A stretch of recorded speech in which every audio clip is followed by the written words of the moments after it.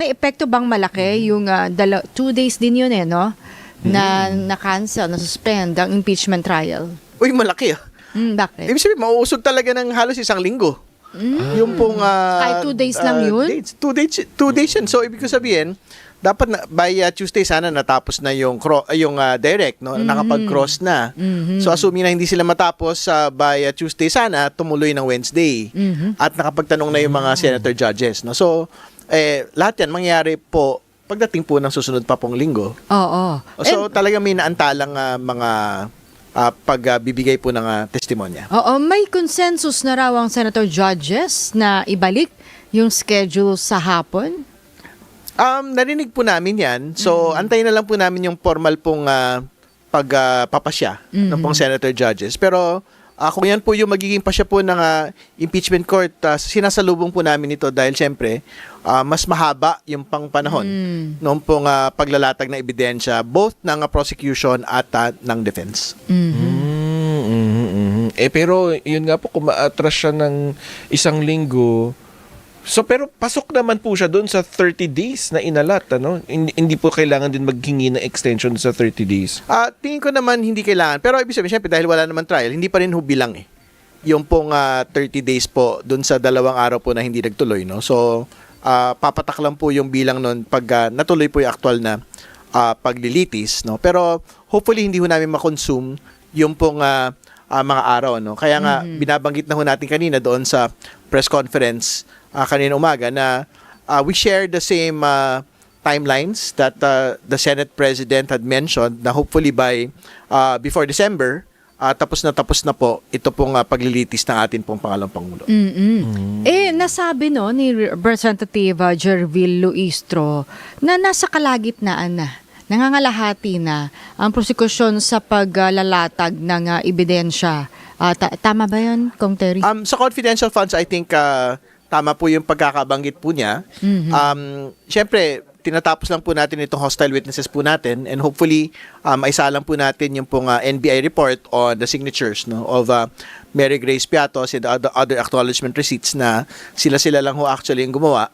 Yun yung una. Pangalawa, yung pong PSA report na yung pong Mary Grace Piatos at iba pa, Milky si Kuya, hindi po pinanganak, hindi namatay, hindi kinasal sa Pilipinas, wala po silang record. Pero nagsasala na rin kayo, no, ng mga unnecessary, ng mga redundant, so posibleng magbawas na rin kayo?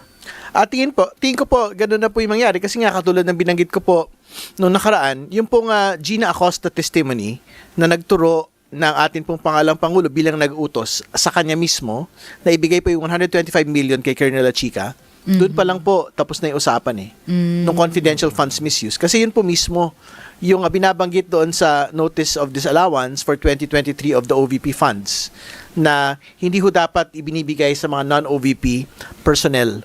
Ito pong pera po ng confidential funds. Dapat natatapos po ito sa Special Disbursement Officer, si Ms. Gina Acosta. At yung pag-amin mismo ni Gina Acosta na ginamit sa tree planting activity, yung confidential funds, hindi po ba yun din? Hindi, mabigat din po yun, yung ginamit sa mga non-confidential activities, no? Ito po nga bagay na ito. Siyempre, ginamit nga sa Christmas party, kaya nga sabi ko, hindi pwede pambili ng crispy pata. Yung po nga confidential funds. Kung gusto nyo mag-happy-happy, dapat gamitin po yung either yung pong regular funds ng opisina or gamitin po yung sariling pera ng pong mga nagkakaroon po ng Christmas party. Sabi nyo, ito'y malakas na, matibay na, no? Para patunayan yung misuse. So, ano pa yung ipipresenta? Meron pa bang mas malaki dito? Katulad na binanggit ko, yung iba pong aspects ng pong misuse, no? Yung pong babanggitin po ng NBI at ng PSA sa kanila pong magiging testimonya. Narinig naman na rin po natin ito sa House proceedings po. Pero yung sa hostile witnesses, si Mr. Fajarda at yung isa pa hong taga-OVP ay inaasahan din po nating maisalang kasi may sabpina na ho para sa kanila. Sa sinasabi ng kabilang kampo, no, ng depensa, na wala pa yung, o hindi pa nila nakikita, o hindi pa nailalabas yung patunay na ginamit talaga, may actual pocketing, yung actual use no, ng confidential fund. May mga ibang analyst din na nagsabi noon. So, yun ba ay ilalabas kalaunan ng prosekusyon? Tingin ko ho, at this point, yung misuse is in the transfer of the 125 million To Lachi. to an non-OVP personnel. Doon pa lang ho, wala na tayong pag-usapan kasi tinuro na ho ni Miss Acosta siya pangalang Pangulong Duterte dito po sa bagay po na ito. So yung lahat po ng iba pang mga detalye, ano na lang ho yun, pandagdag na lang po doon sa mahalagang patunayan ng maling paggamit ng pong confidential funds. Corroborate na lang. Pandagdag na lang basically. So may posibilidad din po na baka nga mas umiksi itong presentasyon ng prosekusyon dito sa Article 1. Pwede ho talagang umigsi. No? So hopefully, hindi ho namin makonsume.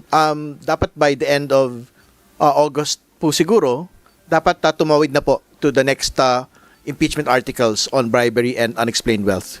Yung po nga prosekusyon. Kasabay nito yung pinamamadali ng Vice Presidente. Madaliin daw yung proseso kasi ang dami daw nangyayari na sa bansa. Impeachment pa rin ang inuuna. Tama naman yun.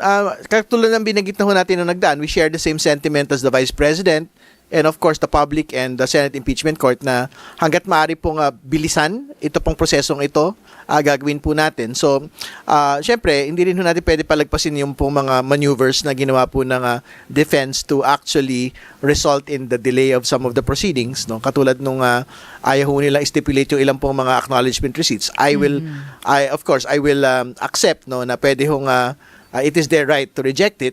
But then again, if the result is a delay, merong contradiction po yun doon sa naisin ng atin pong pangalang Pangulo at doon sa maneuver ng pong depensa. Yung issue pa rin kung Terry dun sa 16 na voting threshold, although sa Senate Impeachment Court to, mukhang hindi pa natatalakay, no? Yung hakbang na pababain.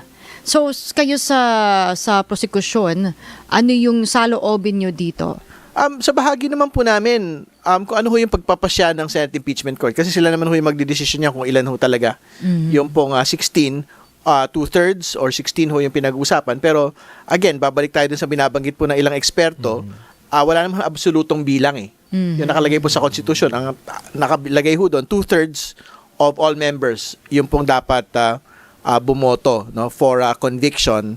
Pero I think very relevant ho yung ano ba, may mga ilan ho talagang mga senators na hindi talaga naka-attend at all doon sa proceedings or meron pong mga senators na, for example, wala po talaga sa Pilipinas currently. So, ano ho yung magiging estado ng kanila pong pagboto when it comes to that, no? So, I think that is a continuing conversation, but we will leave it to the Senate Impeachment Court to make that determination.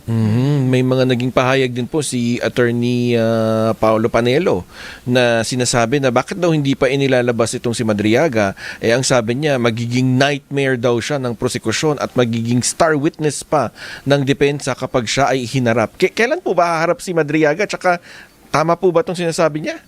Well, una sa lahat, hindi naman siya defense panel no, ng impeachment court. Abogado siya ng pangalang Pangulo, I will give him that, pero I don't think he can actually dictate the prosecution on which evidence and which witness we will present. No? Pero, ano po niyo, he is a common witness, si Mr. Madriaga. If they want to present him, malaya naman ho silang gawin po yun, wala pong problema. Pero sa bahagi po namin, we are doing it on a day-to-day, week-to-week, witness per witness basis. No? So kung halimbawa, masapatan na ho kami doon sa mga binanggit po ng mga naunang mga witnesses to approve confidential funds misuse. Yung iba hong mga testigo, not just Mr. Mariaga, hindi na ho kailangan isalang.